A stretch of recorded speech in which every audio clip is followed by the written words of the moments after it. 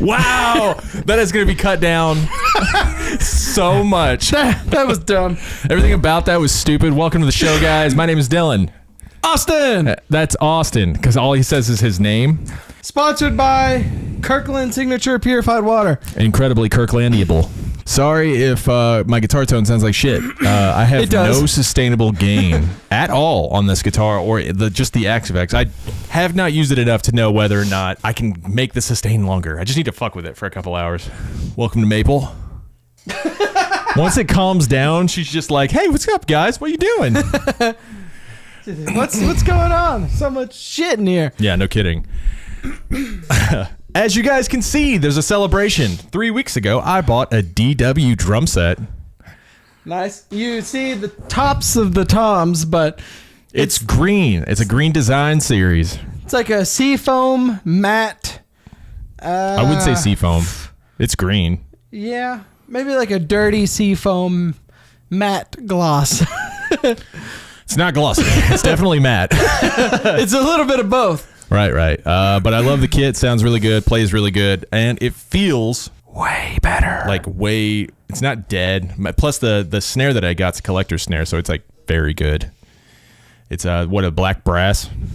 Something like that? Nickel over brass.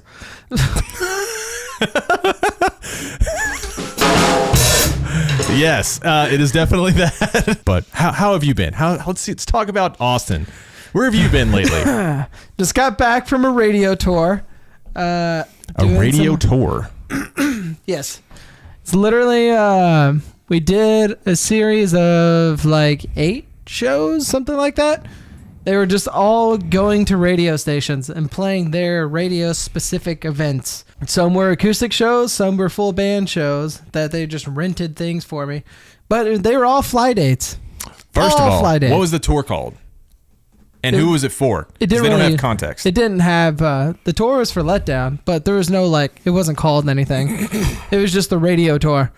None of these things that we went to, besides, the thing in St. Louis, was something where you could, purchase a ticket. It was all just, playing in radio stations to the people of the radio station. That's cool. So wait, but I thought I saw you play on stage, a big stage. Well, the only one was Point Fest, St. Louis. So the good one. Yes. That's the one that we played. The radio station, it was sponsored. It's 105.7 The Point. It's a radio station sponsored event. 105.7 The Cum. The Commoning. So explain, let's hear about what happened. How did it all start? That's what this whole episode's about. This whole episode is about your tour. Hell yeah.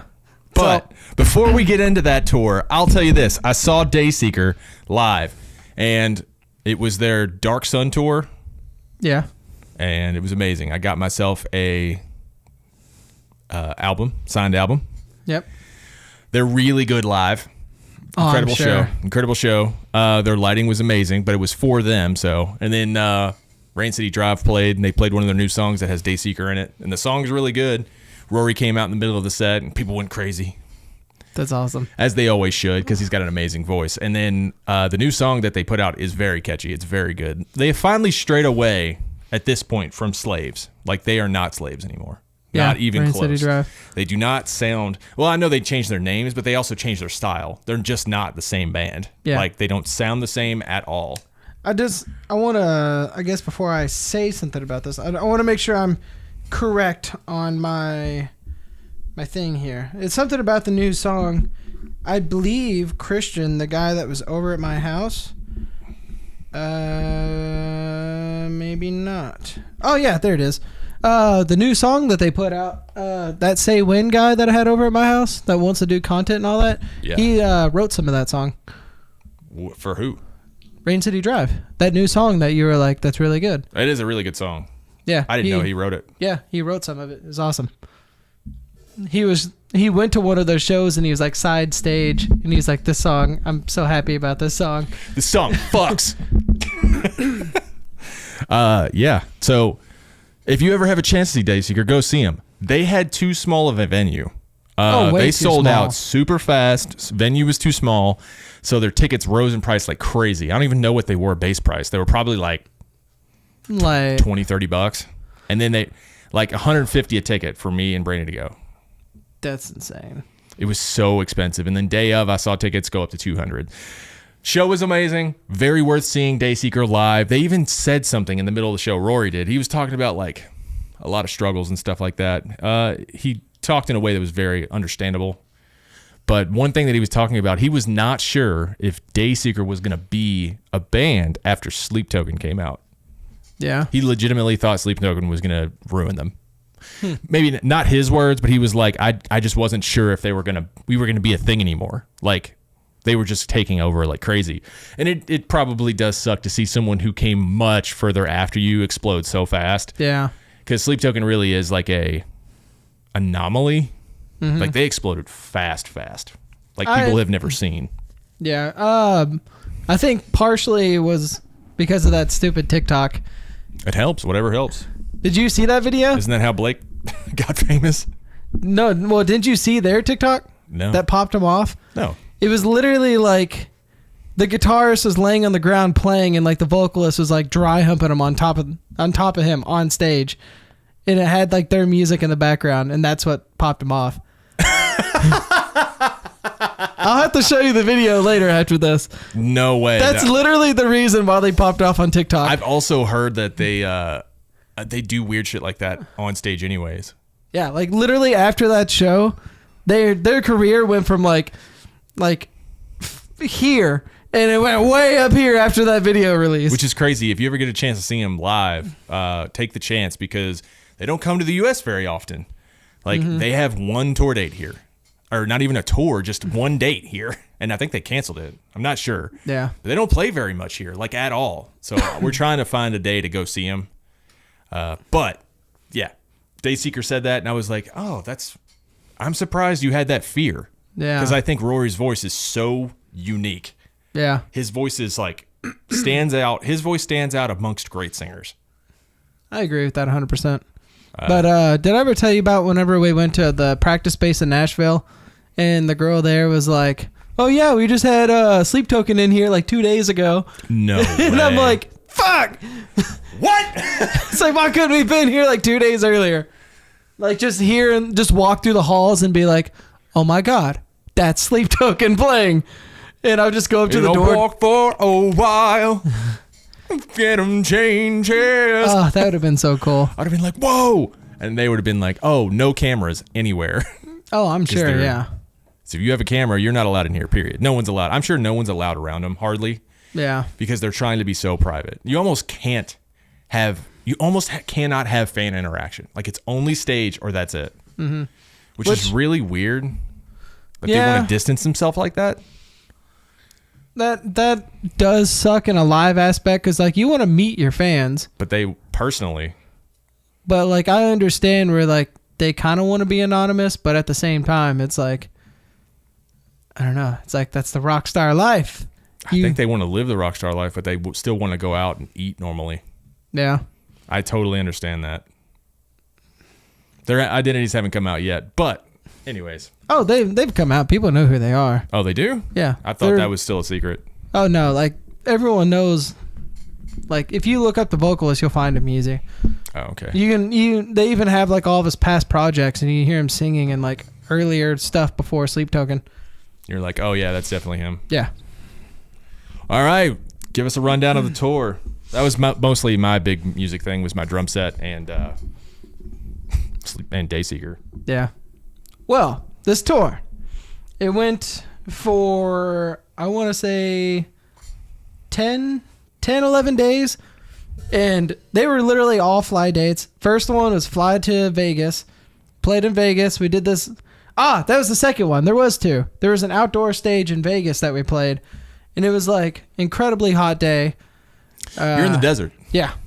It was during the day? Yeah. Oh. It was like, I think we played at like 2:30 or 3 o'clock. Really early. But we got there. They have, like, I didn't have to bring a drum set to any of these, which is awesome. There was just a drum set that was either rented or that was like a house kit that was actually pretty decent. You didn't get to bring your cymbals? No, didn't have to bring anything. Which I should have, because at the last date in the New York thing, everyone had their own cymbals and snare, and I had to borrow some. And the dude that let me borrow the cymbals were like $500 cymbals. Oh God. They were like the Peisty Master Series, which for the two cymbals that he had and the hi-hats, he had 16-inch crash hi-hats. He had two 16-inch crash cymbals as his hi-hats. That's such a low tone. Great though. They sounded so good. But back to the Vegas one. Yeah, we did this. It was a outdoor radio festival. It was the first time they ever did it. They had, I think, like 8 bands or something like that play. And it was a beautiful day for it. You could tell it was a little bit disorganized. But, I mean, it was mainly just going to be like kind of our practice show in a sense. Right. Because there were still songs that like we were comfortable with, but not at the same time. At least not enough. Right. Hi, Maple. And yeah, we had a blast there. We played. It was just in this big field. Everyone spread out, and we had some of the big loud people there. They gave us food for free. Awesome. Yeah, there wasn't too much to say about the Vegas one. I actually kind of forgot about the Vegas one completely. Like by the end of that week, I was like, "What did we do in Vegas?" I don't even remember anything in Vegas. The only thing I remember in Vegas is I put $10 in a machine and won $125, and then I went and bought me an LA Dodgers jersey for free. Yeah, it was awesome. Free jersey. I bought that, and that was my favorite buy of that run because I used that jersey I think in like three of those shows. Nice, that's awesome. So how many shows was it? We had Vegas, Salt Lake City, Fort Collins, Colorado Springs, Chicago, St. Louis, and then New York. But some of those things we did like 2 events. The New York one, we did a show, like there was a full band show, and then we did like an interview acoustic thing at the second day, and we did it in the Touch Tunes building. Wow, Touch Tunes. I didn't even know. I thought they were just a jukebox. No. I didn't know they actually had like, it was a real thing. Yeah. And you know what? They gave us almost more credits than I will ever use in my life. I could go into a building and just play Nickelback for 38 hours straight and just skip everyone. No joke. Each card is like 5 credits. And I have about this big of a stack. Oh my God. And I put like this big of a stack in my phone while I was sitting there watching other people play. I literally have $200 in credits on my account right now. They're just like, hey, if you're going to play for us, we'll let you play music for free. Yeah. They just didn't care. They gave us everything. Dude, I'm not going to lie. Touch Tunes was a brilliant idea. It's a jukebox that's wireless and controlled by your phone. Yeah. You figured that it would have came around earlier than it did, though. I mean, it came out a while ago. It just didn't really start populating in like all these other buildings until... Yeah, until they had to make a profit, and then they were like, everywhere, every single Waffle House. Yeah, every Waffle House. That's where they always are. And Waffle House always has a jukebox. All the Waffle House. But some of these stages that we played, like, I remember... Oh, I got to tell you some funny things about the Salt Lake show. We got in, well, I'll say about the hotel first. So we get in, and Salt Lake City is like a really like Christian town. Like that city is very like, there's no alcohol, that porn is blocked on the internet. Oh my God. Yeah. Oh my God of porn. Like literally all that stuff is blocked in Salt Lake City. And we even tried to make sure that was real, and we went to Pornhub and it was just not there. Well, like it was blocked, and you had to like sign in and like register your phone and your name to like get into it. To get into it, what is it? I guess the site. What site? Pornhub. Oh. So I don't know if it was fully this blocked. Guy watches porn. Yeah, that's how it is. And it's like, I think it just makes you not want to do it. But yeah, so like Satan. we get into this this really nice hotel, and like the last really nice hotel that we had, they had like cookies at the front desk. Brian, our sound guy, goes up to the front desk and he's like, hey, do you have like cookies or like snacks or something? And she goes, what? And he goes, snacks. Do you have them?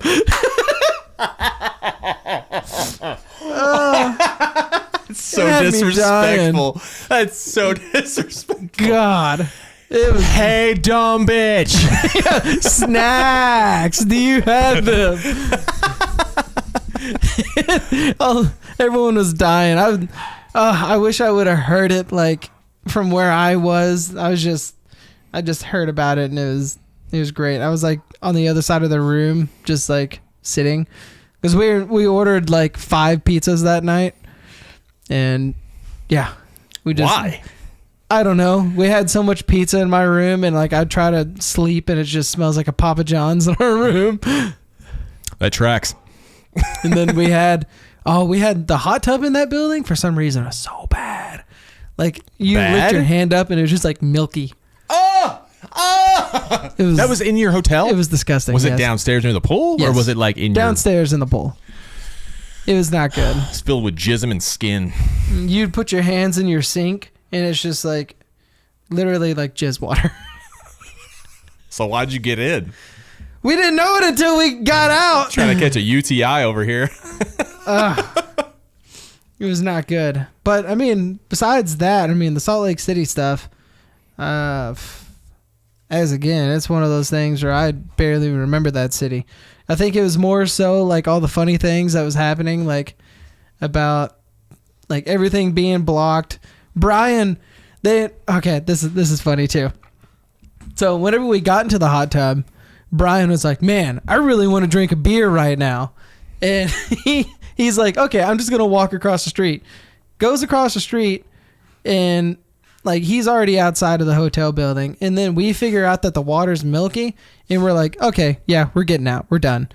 And so we were literally in the water like 5 minutes. Brian's like down the street trying to buy beer somewhere, and only 3 people wanted to drink beer, so they only needed like 6 beers. That's it. He goes and buys a fucking 30-pack.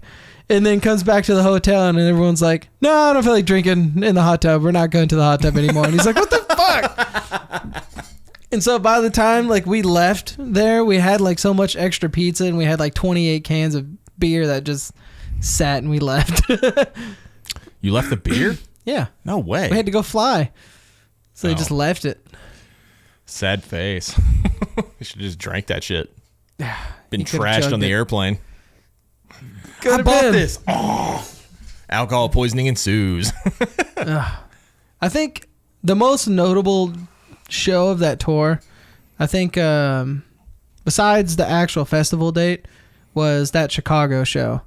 The Chicago one, we were literally like in the NBC building in downtown Chicago. Like we were in the shit. And wow. We took this elevator up to, it was Q101, which is Q101, Chicago's alternative. Q101.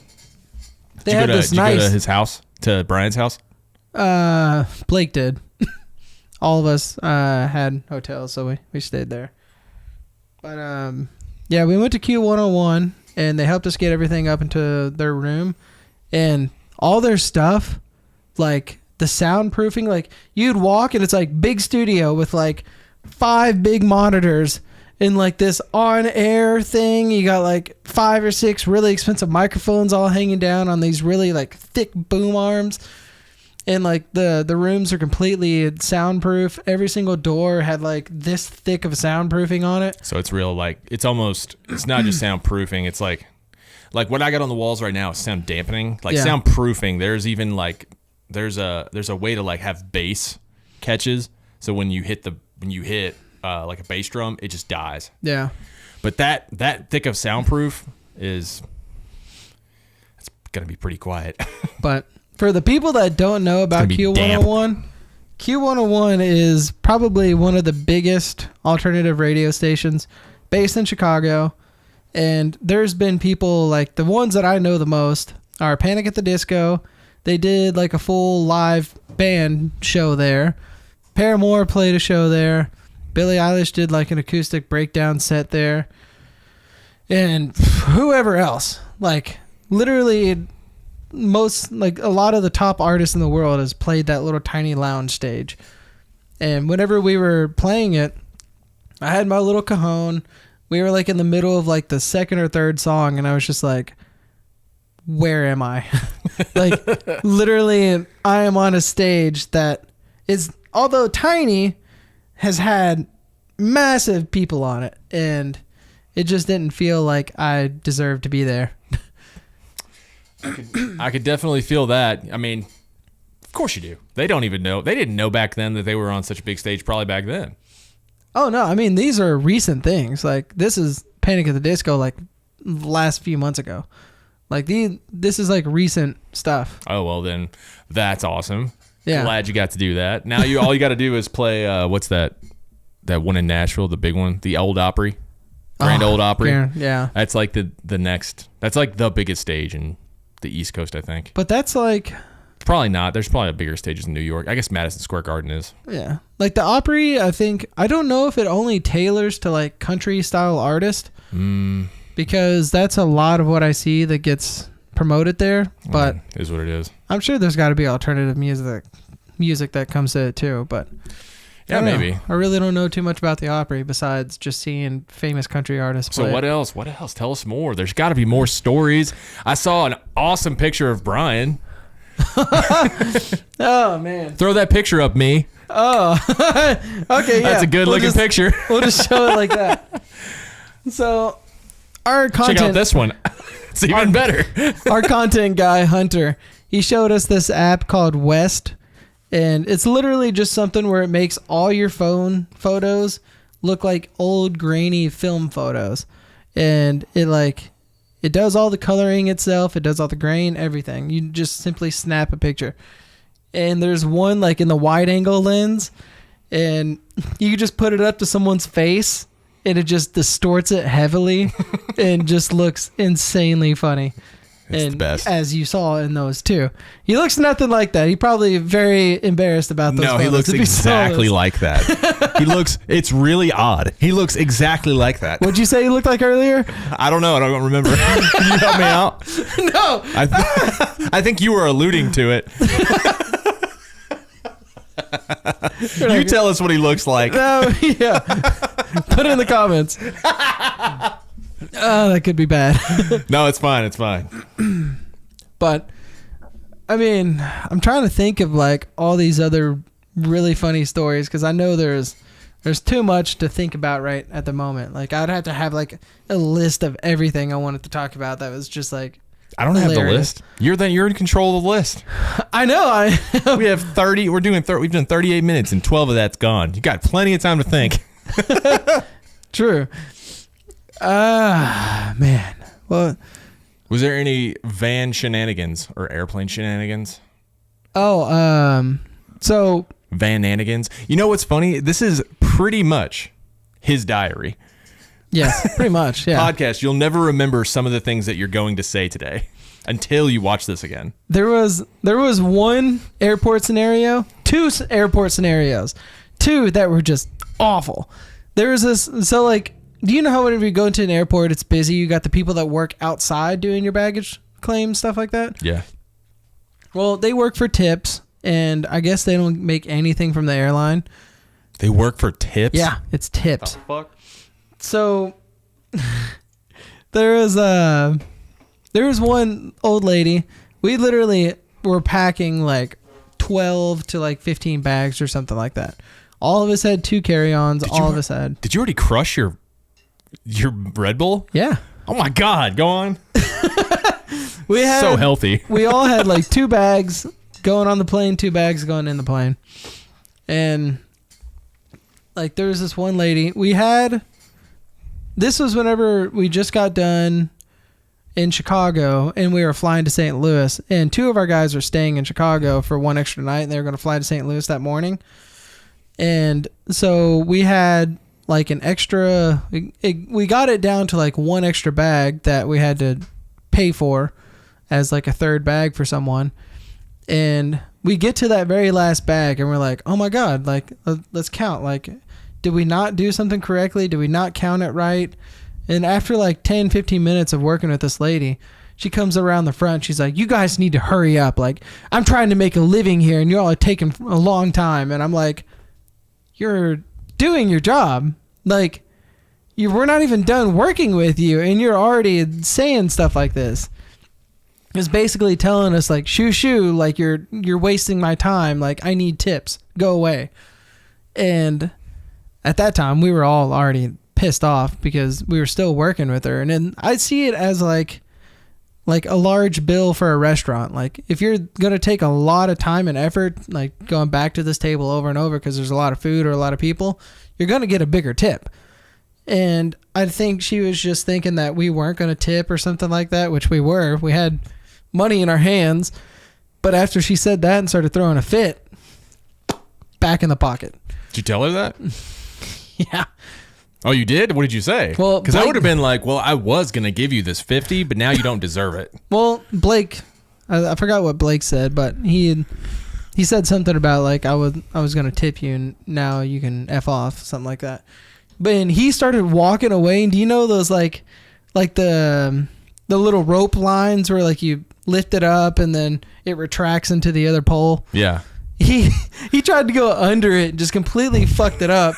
It started like it disconnected, went into one thing, and I think one of them tipped over and he just kept walking. After that happened? Yeah, and I was just like, well, that's him, not me. And I just kept walking too. I mean...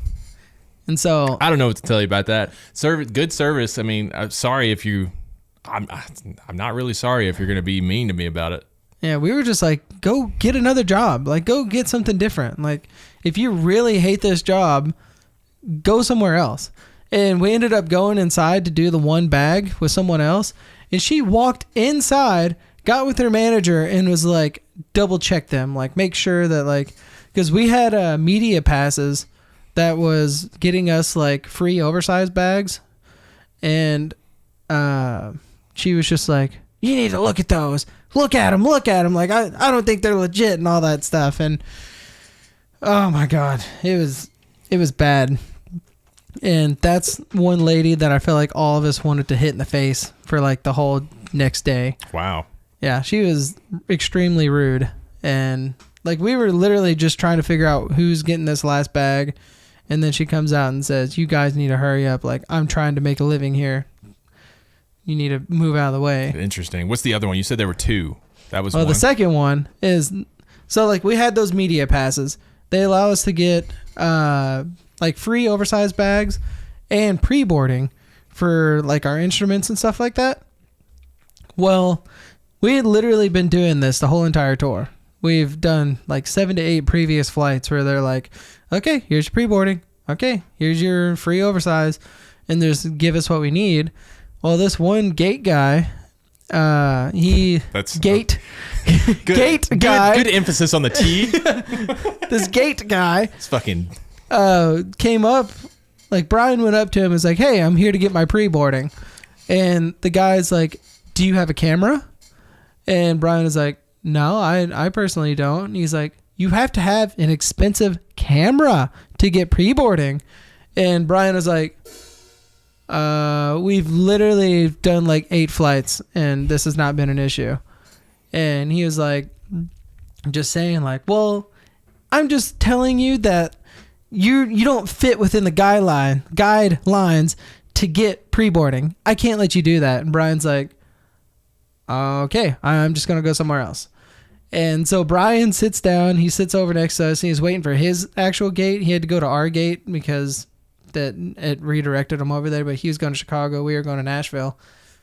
And he, like the guy from his gate or our gate, prints off papers showing what the parameters are to get pre-boarding and starts slowly walking all the way over. He leaves the gate, starts walking all the way over to us, and he does like a little hair flip thing, comes over. He's like, here's the rules on pre-boarding. And it's like, it sticks the paper in Brian's face. And it's just like, see, you have to have an expensive camera or camera gear to get pre-boarding, and you don't have that. And Brian is like, we have cameras and they're just not mine. He's like, oh, well, you said you didn't have cameras. And I'm like, we do, but it's not his, and he's going to a different city. So this dude's still shoving this paper in Brian's face, and Brian's just like, okay, you win, back the fuck up. Like, it almost got really bad. Blake stood up and sat across a different row to get away from this, and he was just like, Of course he was. That's very much a Blake move, first of all. Second of all, Brian, if you guys don't know, is pretty nonchalant. He mostly doesn't give a shit. So mostly. I could see, like, I just don't see him getting riled up at all. Oh, I saw him a few times get pretty mad. Right. I've just not seen it. And I was just like, I couldn't imagine Blake or just Brian just being like, can I see that? I would, honestly, it would have been a badass movie. It would have been like, oh, can I see those rules so I could read them real quick, and just ripped them up and threw them on the floor. God, that would have been great. Oh my God. He was like, if that dude got any closer, I was about to get kicked out of this airport. Like, I was gonna get kicked out of this airport. 100% if he got any closer to me. You said gate guy, right? Yes, gate. Okay, cool. Because the way you even made it sound, it's funny because I think he was gay too. So I'm pretty sure he was. Wow, what a prima donna. We've done this 8 times. Do you really want us to call the certain people? Yeah, so Brian ended up going to his gate whenever they came back, and they gave him his pre-boarding, and he just said, fuck you. He should have been like, hey, you see this pre-boarding pass? Oh, it would have been, that dude would have complained up a storm to like, about that person giving him pre-boarding. I don't understand why I mean, I know you're supposed to care. Like, someone has to care. But, like, why? Like, the plane was so empty that we literally had... It was almost a private flight. Yeah, every person on that plane had a whole row to themselves. Wow, that's pretty empty. Yeah, it was awesome. But for that dude to be complaining the way he was about this whole pre-boarding thing, it's like, the flight's got, like, 60 open seats, if not more. And it's like, just give him the pre-boarding. It's fine. We do have media stuff. He has media passes. He has a company with like his name on it. His face is on the badge, shows all the information, and yeah, it should have been no issue. I've got an expensive camera. This thing was fucking almost $2,000. This is an expensive camera. You wouldn't be wrong. He should have just taken out his phone and be like, yep, here's my expensive camera. He never would have been. He would have been like, that's clearly not a camera. I would have been like, I'll take your picture right now, bitch. But back to the main story. There wasn't really anything too crazy with the whole rest of the week. I'm just going to go straight to Point Fest, because Point Fest is the real talk of the town story that I've been going over and over with people. It was literally an incredible day. So if you don't know about Point Fest, it's the radio show, like specific festival. They've had massive bands like Limp Bizkit, Deftones, all that stuff there before, and it has an insane reputation, but it's still not like Deftones that huge. I was trying to tell someone that, like, oh, who is Sleep Token's influence, and clearly one of them is Deftones. Yeah, and I could not remember the name of the damn band. Anyway, go on. But so we get into this venue and we roll up.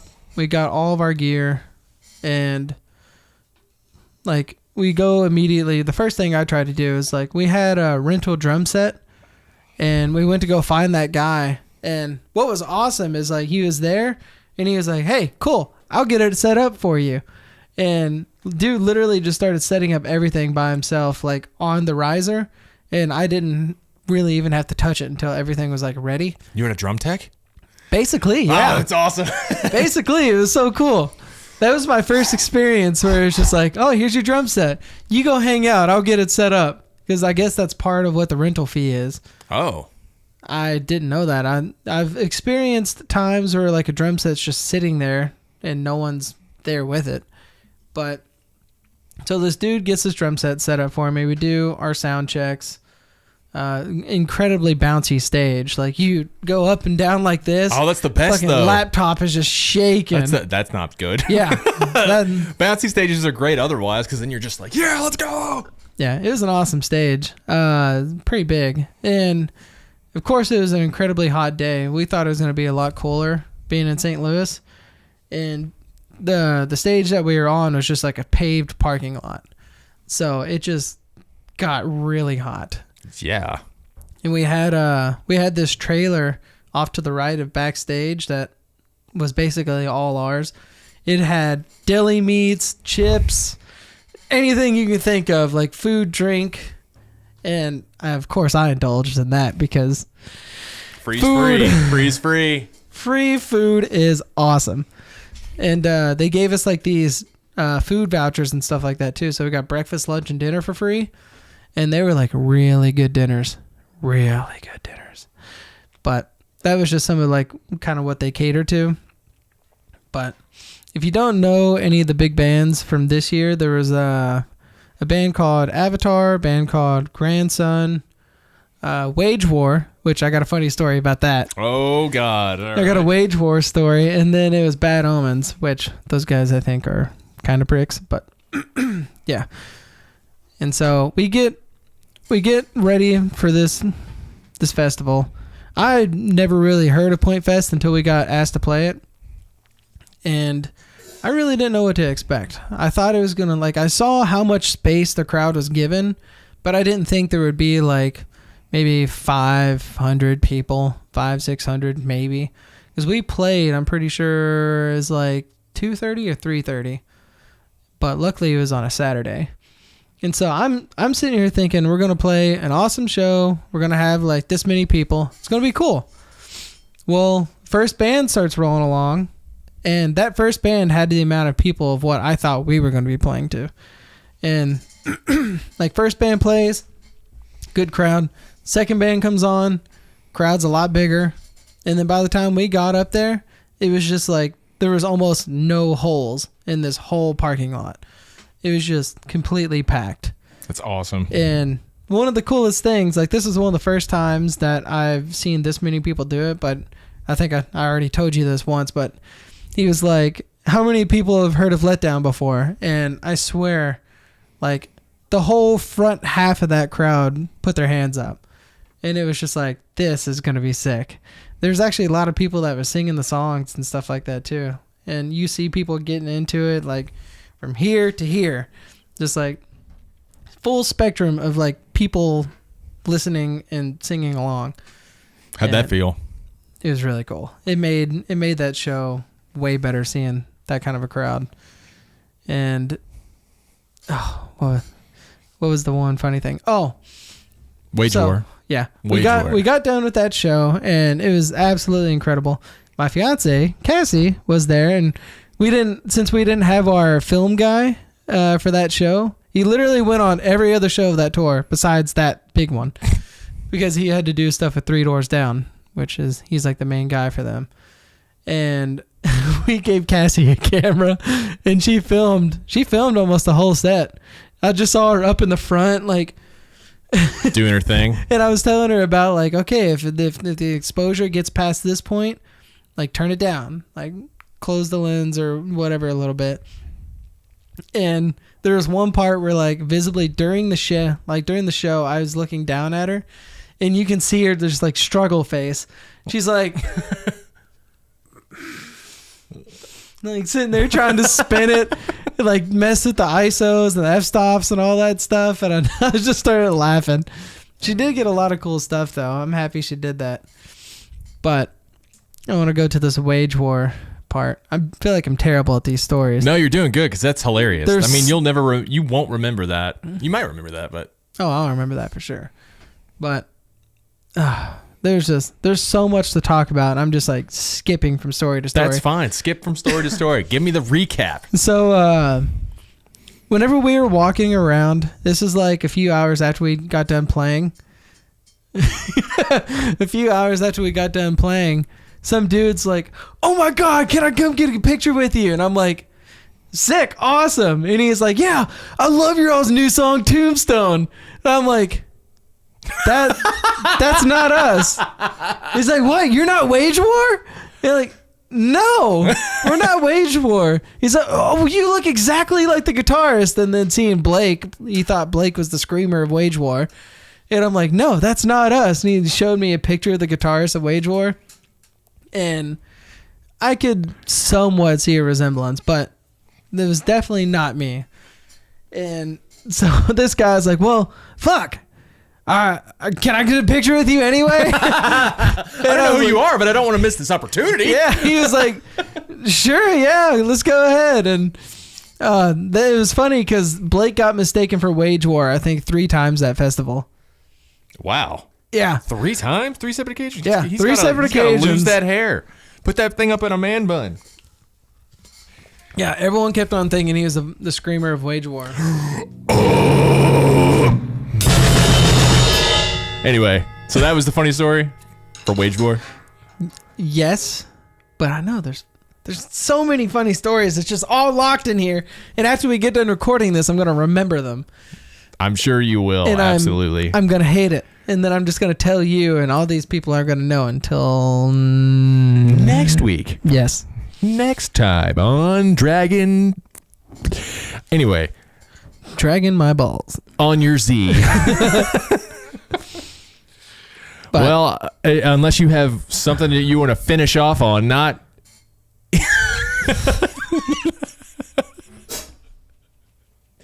Not that way, but like, is there anything that you want to finish the podcast with? Not that way, but is there anything? Fucking live your dream. Leave your dream. Live. I swear to God, that's what you said. Fucking leave your dream. Like, I've had a lot of people at work tell me, like, man, there's no way. They're truly jealous. There a lot of people at work are like, man, I really wish I had a hobby. Like, I really wish I had something I love doing like you do. Now, okay, so I have, since you brought that up, I have a statement specifically to say about hobbies. A lot of people say that hobbies are like, you know, don't invest in your hobby too much. And I've probably told you this 1,000 times. They're always like, don't invest in your hobbies too much because, you know, it's not part of your life. It's not part of your like retirement and all that stuff like that. But I'm like, there's so many older people. There's so many older people that just don't have one. They don't have a single hobby because all their life, all they did was work and go home and watch TV and work and go home and watch TV. And that's all they did over and over and over and over. And when it comes to like they retire, they just have nothing to do because they never had a hobby ever. So there's a statistic, guys, that 3 to 5 years is when people die from retirement. So I think that hobbies are literally more important than a lot of people think. Like way more important because you're going to have to do something when you retire. Something has to happen. You have to do something that's active and like keeping you going because you will eventually, if you do nothing but watch TV, you will die. Oh, you will absolutely die. So your body's getting weaker. Anybody who's like, you know, don't spend $1,000 on your hobby. No, you probably should get better at it. Of course, make life a priority, but you know, that is going to be your priority in your life eventually.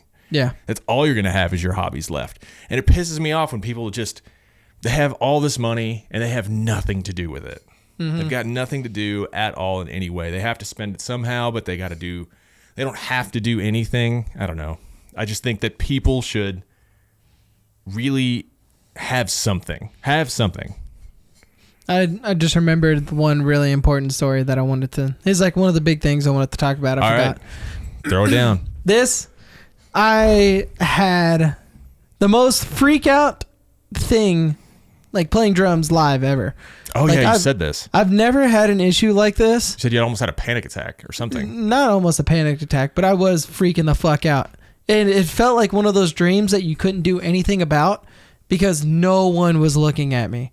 Literally everyone at that venue was watching Blake sing, and I'm just in the background, like struggling mentally and physically, just being like, someone, please, for the love of God, help me. So literally first verse of Go to Hell, little context, like prior to me using this drum kit, the drummer that played before us used Everything the same, besides just like the snare and cymbals. So I thought everything was good. Literally, I go into the first verse of Go to Hell, and my bass drum beater just goes, just flies off the bass pedal. Oh my God. So like I'm over here.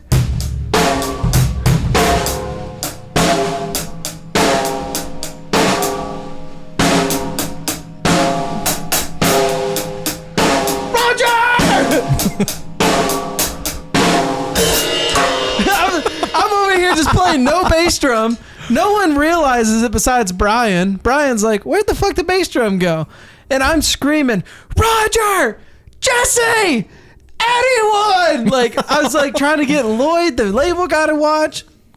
Literally, I went through a whole verse and a whole chorus with no bass drum. Got into the second verse beside, like, right when Jesse finally like paid attention to me. I'm over here freaking out, like, just no bass drum. No bass drum. In my ears, I don't hear that Brian put a little bit of the track drums in just to have the bass drum there. So he kind of helped save it. But I'm just sitting there fucking screaming. There's a video of me playing Go to Hell, and you just see me. I'm just freaking out. I'm like, oh my God, someone see me. I was like this close to just stopping the song and just starting over, since it was like literally like at the beginning of the song.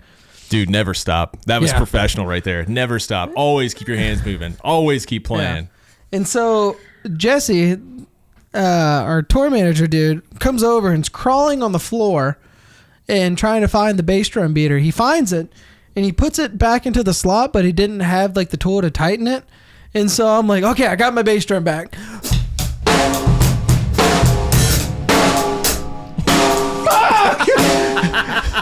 I start freaking out and flies out again, and I'm just like, oh my God, this is terrible. Worst nightmare. It's literally first song of like label guy, big artist, signed artist, this, that, like all these huge people that flew to New York for this. And I felt like I was going to panic. I was going to but fucking you panic. fucking handled it. Good job, man. And it finally got to where like I'm over here playing, and like I just went between one hand and I grabbed the tool and just gave it to Jesse, and he put the bass drum pedal back and actually tightened it. Tightened the fuck out of it, probably. Like, for the last like minute of the song, I finally had my bass drum back, and I was just like, why? Why did that happen? I'm talking. Who didn't tighten this? I killed it the rest of the show, but like after that song, I was just so sad. But like I knew it wasn't any of my fault whatsoever. That's like, awesome. I had nothing to do with that breaking. That was purely just malfunction. My God, antics. That sounds terrible. And so like I was talking to the Lloyd, the label guy, and I was just like, I don't know how that happened. He's like, dude, you killed it. I don't think anyone in this place even realized it. I'm like, I'm sure people realized it when the drummer's back there. Look at me, help me. Whenever they see that, I saw people looking at me, freaking out, trying to get someone's attention. And it was just, it was like a nightmare, because it's like, you got our tour manager standing next to the label guys, standing next to Blake's manager, standing next to this person. And all of them were facing this way. And I could not get anyone's attention. There was a solid 30 seconds before anyone even looked at me. And then Jesse saw me and he's like, what's wrong? What's wrong? What's wrong? And I'm just like, down. Like, yes. It's like, because I can't really talk to him. And God, that was, out of all the shows, I guess I would rather it happen there than Point Fest, but my heart was just, I could tell by the way you're talking about it and like the way that you're amplified already that it was exhausting. That was like one of the most it's like you get this kind of like exhilarating feeling of playing a show. Like you're already at this level. Yeah. But now you're playing a show and you're freaking out. You're up here. You feel more alive than you've ever felt alive. That's like, awesome. I would put that in like a bad Like, I know some people are scared of skydiving, but like skydiving, I love that adrenaline, that feeling of like, oh, if I was tired before, there's no fucking way I'm tired anymore because I'm amped. I'm like ready to go. Yeah.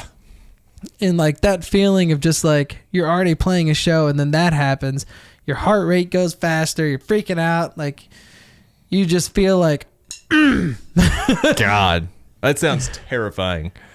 Well, I think that'll do it for today because that sounds awesome. We'll probably talk about it again in another episode, but thanks guys for watching all of this. Follow us on our socials and Austin_drums Instagram. Dylan.edm for all of my non-posting.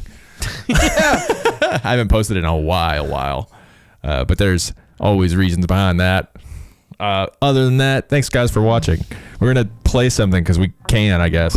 I know we barely played.